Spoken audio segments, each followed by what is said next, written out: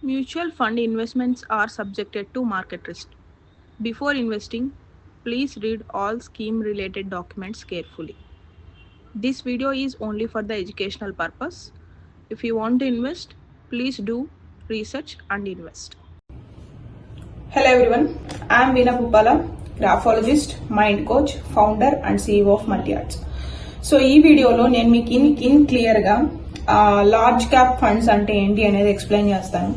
And mainly equity funds లో మనం invest చేయాలంటే కన్సిడరబుల్ గా మనం తీసుకోవాల్సిన జాగ్రత్తలు ఏంటి, ఈక్విటీ ఫండ్స్ లో మనం ఇన్వెస్ట్ చేస్తున్నప్పుడు అనేది కూడా ఎక్స్ప్లెయిన్ చేస్తాను. So before going further I want to mention one thing. All investments are subjected to market risk అండి. ఇది ఓన్లీ ఎడ్యుకేషనల్ పర్పస్ వీడియో. మీరు కనుక మీ ఇన్వెస్ట్మెంట్ జర్నీని స్టార్ట్ చేయాలి అంటే ప్రాపర్ గా స్కీమ్ రిలేటెడ్ డాక్యుమెంట్స్ అన్ని చదివి రిస్క్ అనాలిసిస్ అనేది చేసిన తర్వాతనే మీరు ఇన్వెస్ట్ చేయండి.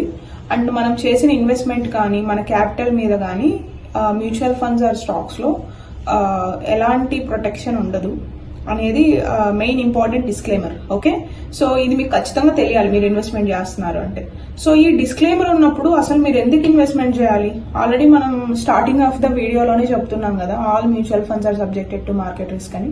మరి ఎందుకు మీరు ఇన్వెస్ట్ చేయాలి అనేది వెరీ వ్యాలిడ్ క్వశ్చన్. సో నేను దాని గురించి నా ప్రీవియస్ వీడియోలో కూడా ఎక్స్ప్లెయిన్ చేశాను, సిప్ వర్సెస్ వన్ టైమ్ అర్లంసంలో. ఈ వీడియోలో కూడా నేను మీకు ఇన్ బ్రీఫ్ గా నేను లాస్ట్ లో అయితే ఎక్స్ప్లెయిన్ చేస్తాను అసలు ఎందుకు ఇన్వెస్ట్ చేయాలి, మనకి రిస్క్ ఉందని తెలిసినా కూడా అనేది. Okay, so coming to the topic, large cap funds. అసలు ఏంటి లార్జ్ క్యాప్ ఫండ్స్ అంటే, మనం equity funds, debt funds, liquid funds, ఇలా డిఫరెంట్ టైప్ ఆఫ్ ఫండ్స్ ఉన్నాయండి. గోల్డ్ మ్యూచువల్ ఫండ్స్ ఇలాగా.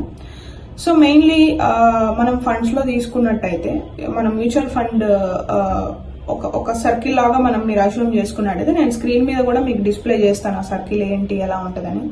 సో మనకి balanced fund, money related funds, next liquid funds, debt funds, okay, specific గా gold related funds and also equity funds ఉన్నాయి. So ఈ large cap fund ఏంటి ఉన్నాయి? So ఈ large cap fund ఏంటి అంటే, లార్జ్ క్యాప్ ఫండ్ అనేది ఈక్విటీ ఫండ్. ఈక్విటీ అంటే ఏంటి అసలు? ఈక్విటీ అంటే స్పెసిఫిక్ గా మీ అమౌంట్ ని డైరెక్ట్ గా స్టాక్స్ లో పెడుతున్నారు.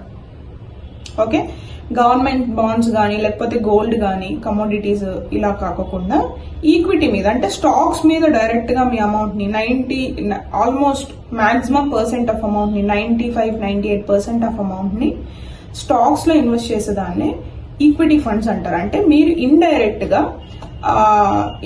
ఏముంది, డైరెక్ట్ గానే స్టాక్స్ లో ఇన్వెస్ట్ చేస్తున్నట్టు. సో స్టాక్స్ కి మ్యూచువల్ ఫండ్స్ కి మనకి డిఫరెన్స్ ఏంటి అంటే, సింపుల్ గా మీకు అర్థమయ్యేలాగా నేను చెప్పాలి అంటే, లెట్స్ సే మీరు ఒక ఫ్రూట్ మార్కెట్కి వెళ్ళారు. ఓకే, మీరు ఫ్రూట్ మార్కెట్కి వెళ్ళి మీ దగ్గర ఒక 1000 రూపీస్ ఉంది, మీరు ఫ్రూట్ మార్కెట్కి వెళ్ళారు. 1000 రూపీస్ కి మీరు యాపిల్స్ కొన్నారు, అది స్టాక్స్. 1000 రూపీస్ మీరు ఇన్వెస్ట్ చేసి యాపిల్స్ కొన్నట్టయితే అది స్టాక్స్. అదే 1000 రూపీస్ ఇన్వెస్ట్ చేసి, ఓకే, అదే 1000 రూపీస్ కి మీరు యాపిల్, దానిమ్మ, జామ, బనానా, యూనో ఒక 5-6 ఐటమ్స్ లేకపోతే ఒక 10 ఫ్రూట్స్ మీరు కొనుక్కున్నట్టయితే ఇదే డిఫరెన్స్. ఏం లేదు. ఈక్విటీ మ్యూచువల్ ఫండ్స్ లో మీరు పెడుతున్నారంటే మీరు స్టాక్స్ లోనే పెడుతున్నట్టు. స్పెసిఫిక్ గా ఒక స్టాక్ ని కొనే బదులుగా గ్రూప్ ఆఫ్ స్టాక్స్ ని కొంటున్నట్టు. ఓకే, సో నేను ఈరోజు టాపిక్ అనేది ఏంటి, large cap funds. So large cap funds లో మెయిన్లీ ఏంటంటే అది కూడా ఈక్విటీ సెగ్మెంట్. అందుకే ఈక్విటీ ఏంటి అనేది నేను మీకు ఎక్స్ప్లెయిన్ చేశాను. ఈక్విటీలో కూడా మనకి రకరకాల ఫండ్స్ ఉన్నాయి. ఇండెక్స్ ఫండ్స్ ఉన్నాయి, లార్జ్ క్యాప్ ఫండ్ ఉంది, మిడ్ క్యాప్ ఫండ్ ఉంది, స్మాల్ క్యాప్ ఫండ్ ఉంది. ఓకే, అండ్ ఆల్సో సెక్టరల్ ఉన్నాయి, థిమాటిక్ ఉన్నాయి, ఇలాగ రకరకాలు ఉన్నాయి. ఓకే, నేను ఇన్ బ్రీఫ్ గా types of equity mutual funds అనేది ఇంకొక వీడియోలో నేను మీకు ఎక్స్ప్లెయిన్ చేస్తాను. బట్ ఈ రోజు టాపిక్ లార్జ్ క్యాప్ కాబట్టి మనం లార్జ్ క్యాప్ గురించి డీటెయిల్ గా తెలుసుకుందాం. లార్జ్ క్యాప్ అంటే ఏంటంటే టాప్ కంపెనీస్ మీరు ఇప్పటికిప్పుడు గూగుల్ ఓపెన్ చేసి లార్జ్ క్యాప్ కంపెనీస్ అని మీరు టైప్ చేసినట్టయితే మీకు లిస్ట్ వస్తుంది. ఆ కంపెనీల మీద మీరు ఇన్వెస్ట్ చేస్తున్నట్టు. లేదు, మీరు ఏదైనా ఒక యాప్ లోకి వెళ్ళారు, ఓకే, ఒక స్పెసిఫిక్ కంపెనీ, ఒక స్పెసిఫిక్ ఫండ్ కంపెనీని మీరు పిక్ చేసుకుంటున్నారు. మనకు చాలా ఫండ్ కంపెనీస్ ఉన్నాయి. ఎస్బీఐ ఉంది, యాక్సిస్ ఉంది, హెచ్డిఎఫ్సి ఉంది, ఐసిఐసి ఉంది, యూటీఐ ఉంది, చాలా టాటా ఉంది, నిపోన్ ఉంది, ఇలా చాలా ఫండ్ కంపెనీస్ ఉన్నాయి. ఆ ఫండ్ కంపెనీలో కూడా ఏదో ఒక ఫండ్ కంపెనీని మీరు పిక్ చేసుకొని మీరు మీ లార్జ్ క్యాప్ లో ఇన్వెస్ట్మెంట్ అనేది స్టార్ట్ చేయొచ్చు. లార్జ్ క్యాప్ ఫండ్ ఇన్వెస్ట్మెంట్ అనేది స్టార్ట్ చేయొచ్చు. సో మీరు స్టార్ట్ చేయడానికి ముందర తెలుసుకోవాల్సింది ఏంటంటే, మార్కెట్ పడిపోతే ఈ పర్టికులర్ ఇన్వెస్ట్మెంట్ మీరు ఏదైతే చేస్తున్నారో మ్యూచువల్ ఫండ్ లో అది కూడా పడిపోతుంది. ఎందుకు? మీరు మార్కెట్ మీద పెట్టారు అమౌంట్ అనేది. సో మీరు కాన్షియస్ గా లార్జ్ క్యాప్ కానీ, మిడ్ క్యాప్ కానీ, స్మాల్ క్యాప్ కానీ ఎందులోనే పెడుతున్నారంటే మీరు ఈక్విటీ మీద పెడుతున్నట్టు. ఈక్విటీ మీద పెడుతున్నారంటే it is subjected to market risk. Up అవుతుంది, డౌన్ అవుతుంది, ఫ్లక్చువేట్ అవుతూనే ఉంటుంది. వాలటాలిటీ అనేది డెఫినెట్ గా 100% ఉంటుంది. అండ్ మీరు ఏ కంపెనీని చూస్ చేసుకుంటున్నారు లార్జ్ క్యాప్ ఫండ్ లో అంటే different fund companies different large cap select చేసుకొని అందులోనే ఇన్వెస్ట్ చేస్తారు. ఇప్పుడు మీరు SBI లార్జ్ క్యాప్ ఫండ్ అని కొట్టారు, మీరు చూసుకోండి ఏ కంపెనీస్ లిస్ట్ అయి ఉన్నాయి. లేదు UTI లార్జ్ క్యాప్ ఫండ్ అని కొట్టారు, ఓకే. జస్ట్ మీరు లార్జ్ క్యాప్ ఫండ్స్ అని కొడితే మీకు లిస్ట్ అంతా వచ్చేస్తుందండి. మీరు ఇన్వెస్ట్ చేసే ప్లాట్ఫామ్ ఏదైతే ఉంటుందో అందులోకి మీరు వెళ్ళి లార్జ్ క్యాప్ ఫండ్ అని మీరు టైప్ చేసిన వెంటనే మీకు లిస్ట్ ఆఫ్ ద కంపెనీస్ ఏమేమి ఉన్నాయి, ఏ fund company large cap offer చేస్తున్నాయి, మీరు ఆ పర్టికులర్ ఏదో ఒక ఫండ్ కంపెనీని చూస్ చేసుకొని కిందకు వెళ్ళినట్టయితే మీకు ఇంకొంచెం మీరు డౌన్ డ్రాప్ చేసుకున్నట్టయితే మీ ఫోన్లో కానీ ల్యాప్టాప్లో కానీ మీకు క్లియర్గా ఈ పర్టికులర్ ఫండ్ కంపెనీ ఏ కంపెనీస్ మీద ఇన్వెస్ట్ చేస్తుంది అనేది లిస్ట్ అయి ఉంటుంది. మీ ఇన్వెస్ట్మెంట్ ఎందులో ఎంత పోర్షన్ వెళ్తుంది అనేది కూడా లిస్ట్ అయి ఉంటుంది. కొన్ని కంపెనీలు ఒక పర్టికులర్ షేర్ మీద 8% పెట్టొచ్చు, ఇంకొక కంపెనీ ఒక పర్టికులర్ షేర్ మీద 5% పెట్టొచ్చు. అలా ఫ్లక్చువేషన్స్ కూడా ఉంటాయి, ఓకే.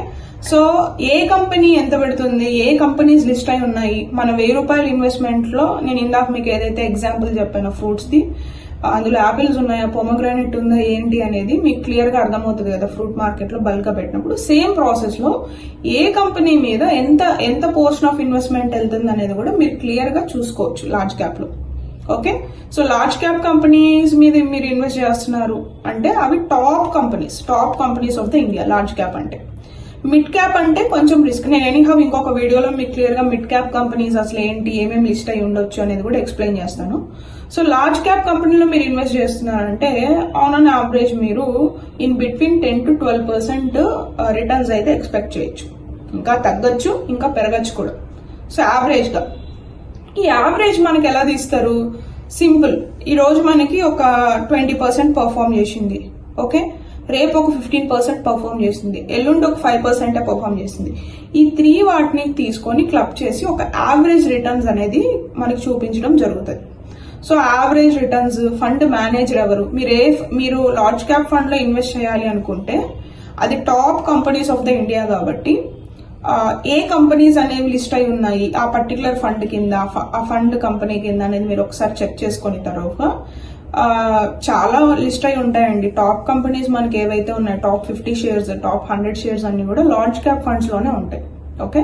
సో ఆ లార్జ్ క్యాప్ ఫండ్స్ లో మీరు ఇన్వెస్ట్ చేస్తే కింద మీరు లిస్ట్ చూసుకొని ఎంత పర్సెంటేజ్ అలొకేట్ చేశారు.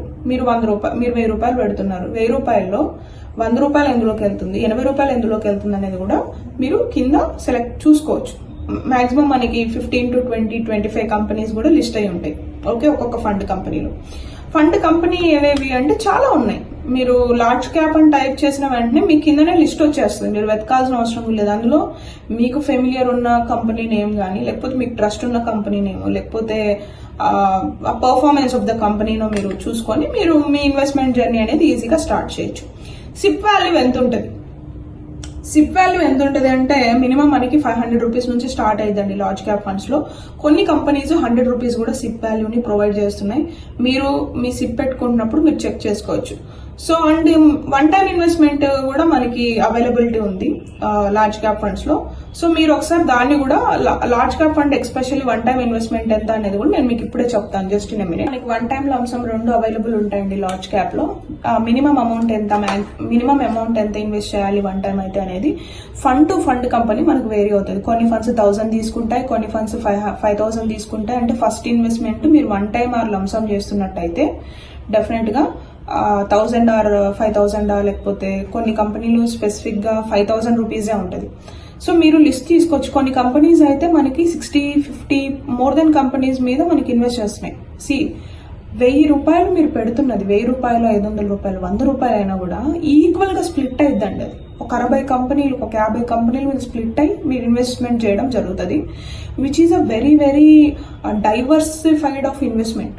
మీరు స్టాక్స్ లో అయితే మీకు డిమాట్ ఉండాలి, ప్రాపర్ నాలెడ్జ్ ఉండాలి, టెక్నికల్ అనాలిసిస్ చేయాలి, ఫండమెంటల్ అనాలిసిస్ చేయాలి, 52 వీక్స్ హై, 52 వీక్స్ లో క్యాండిల్ అనాలిసిస్ అంటారు. చాలా డిఫరెంట్ టైప్ ఆఫ్ అనాలిసిస్లు ఉన్నాయి. అండ్ కంపెనీ పర్ఫార్మెన్సెస్ చూసుకుంటూ ఉండాలి. కానీ మ్యూచువల్ ఫండ్స్ లో ఏంటంటే ఈ వర్క్ అంతా మనకి ఫండ్ మేనేజర్ చేస్తారు. వాళ్ళు ఇది చేసినందుకు కానీ ఎంతో కొంత పోర్షన్ తీసుకుంటారు, ఓకే, అమౌంట్ అనేది.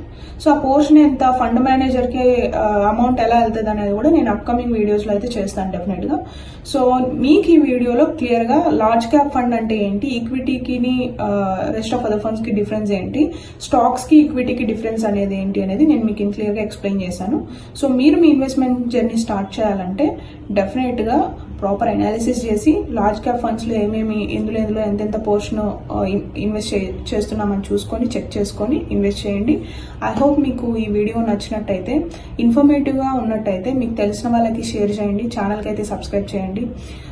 So the only encouragement will get from you people is the subscription, so that I can make more videos. ఎందుకంటే నేను మా టీం వాళ్ళు ప్రతి వీడియో మీద చాలా ఎఫర్ట్ పెట్టి హోంవర్క్ చేసి చేస్తున్నాము. సో ఇది మీకు యూజ్ అయినట్టయితే సబ్స్క్రైబ్ చేయండి, తెలిసిన వాళ్ళకి షేర్ చేయండి. నెక్స్ట్ వీడియోలో ఇంకా మీకు ఇన్ఫర్మేటివ్ వీడియోస్ అనేది నేను మ్యూచువల్ ఫండ్స్ మీద చేయడం జరుగుతుంది. So have a great day and have a great growth.